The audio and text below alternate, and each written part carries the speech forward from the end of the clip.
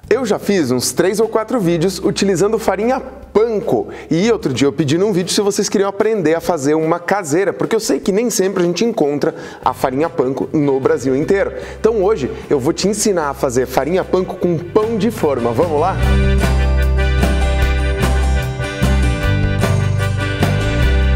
Olá, tudo bem? Eu sou o chefe Guilherme Guzella e hoje eu quero te ensinar uma receita super prática e rápida. Ela é mais tempo de forno do que qualquer coisa, mas eu quero te ensinar 2 macetes importantes. Primeiro, o tempo de forno, a diferença entre a farinha panko e uma farinha de rosca. E segundo, tem 2 formas da gente fazer ela. Eu posso ralar o pão ou eu posso triturar ele. Então eu vou te mostrar as 2 diferenças, até por isso tem 2 assadeiras aqui para eu te mostrar como ficam os 2 resultados.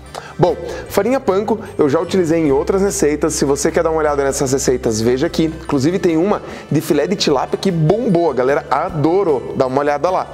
O molho de limão que eu faço nesse filé é delicioso. Mas vamos fazer a farinha panko. Então a farinha panko é uma farinha de pão, só que ela é diferente da farinha que a gente utiliza normalmente no Brasil, que é a farinha de rosca. A farinha de rosca ela é mais escurinha, porque o pão ele é dourado, ele é seco no forno, numa temperatura mais alta, o que faz com que o pão fique com uma coloração mais dourada. E na hora depois ele é ralado ou moído até que ele vire a farinha de rosca. Farinha de rosca é ótima para a gente engrossar algumas coisas, eu inclusive faço almôndega, um monte de coisa com farinha de rosca. E a farinha panko é ótima para empanar, assim como a farinha de rosca também. A milanesa é feita com farinha de rosca. Agora experimenta fazer a milanesa com farinha panko, você vai ver a diferença que é.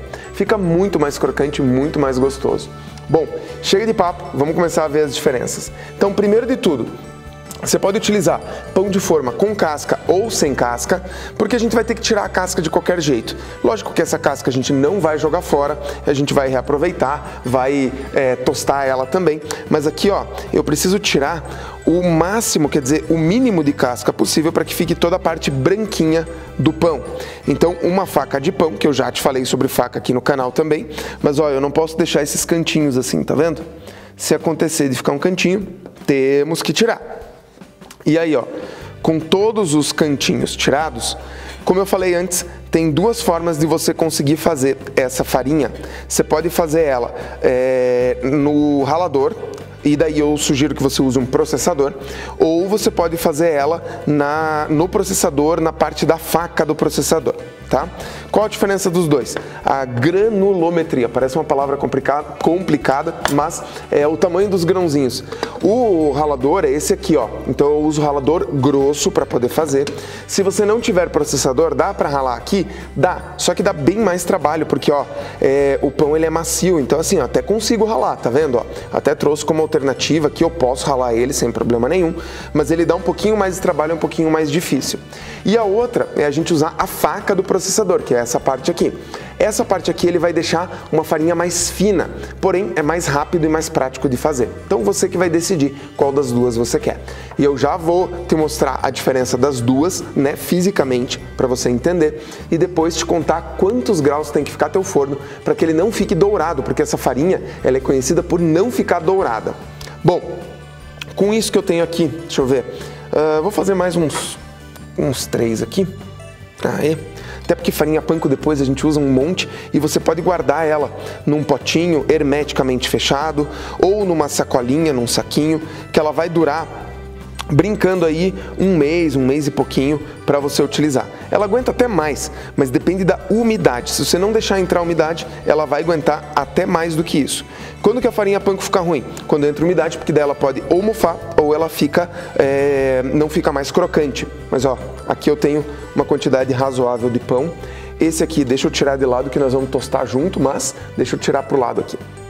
Pão todo descascado, agora a gente vai fazer então metade de um jeito, metade do outro. Vou lá, ó, deixa eu fazer uma coisa. Como a boca aqui do meu processador é menorzinha, então eu corto os pães à metade. E eu vou conseguir, acho que, colocar umas 3 fatias por vez, é isso aí, ó.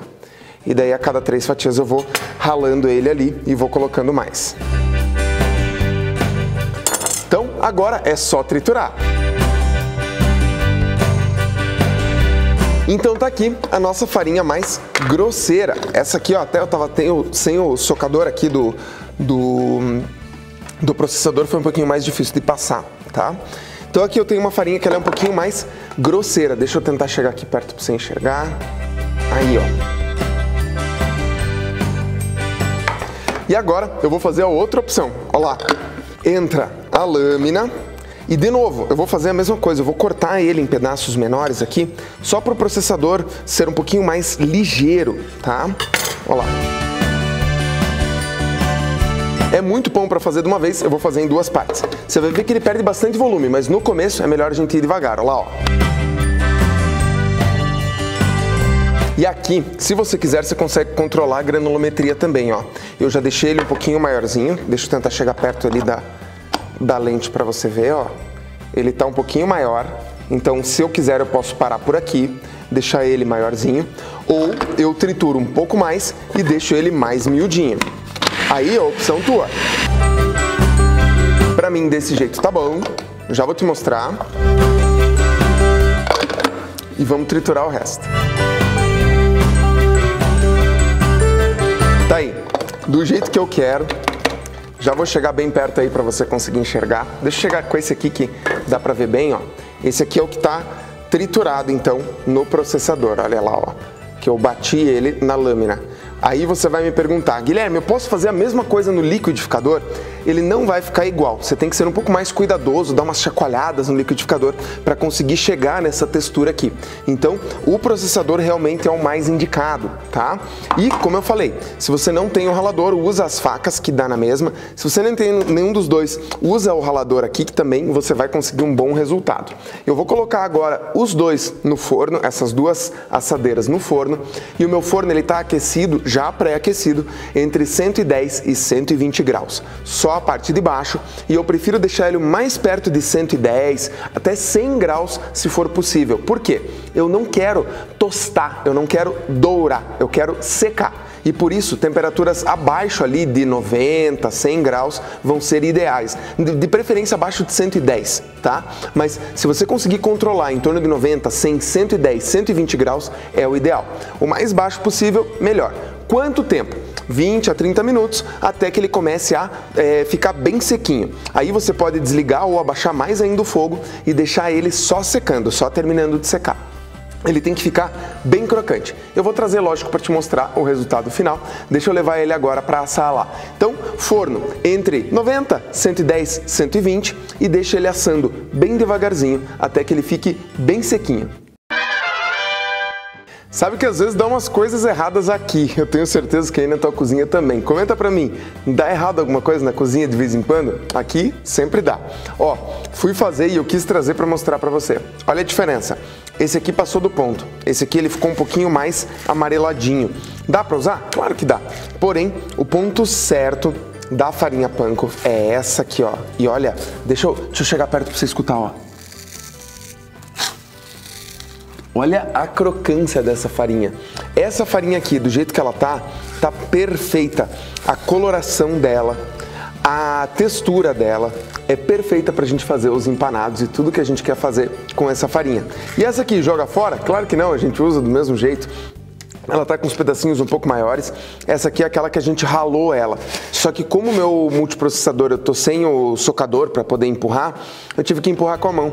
E daí eu acabei amassando o pão. E daí ele amassou e acabou ficando feio por aqui. Agora esse aqui, perfeito. E essa farinha, como eu falei para você, se você guardar num saco plástico bem fechado ou num pote plástico hermeticamente fechado, ela dura aí 1 mês, 2 meses tranquilo.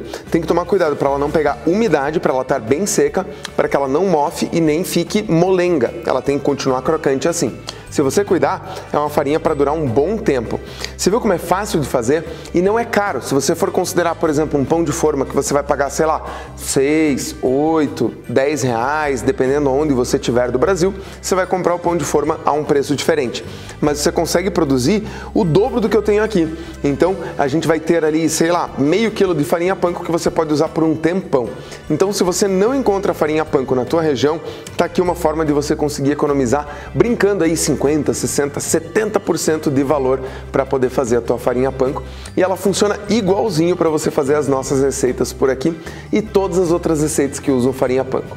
E aí, gostou dessa ideia? Gostou dessa dica super legal? Aqui nós não temos receita, quer dizer, é uma receita diferente, né? Ela não saiu com um resultado final, mas sim com uma preparação que você vai usar para outros momentos. Então, se você gostou, primeiro de tudo, compartilhe esse vídeo, me ajuda a fazer o canal crescer, a mais gente conhecer a gastronomia que a gente faz por aqui. E segundo, deixa teu like, se você não é inscrito, já se inscreve e ativa as notificações para não perder sempre que sai vídeo novo. Bom, eu vou guardar minha farinha panko aqui num saco plástico para fazer outras receitas para você por aí, para que a gente consiga aproveitar o máximo possível dessa farinha que nós temos aqui. E eu desejo para você sempre um bom apetite e vai cozinhar!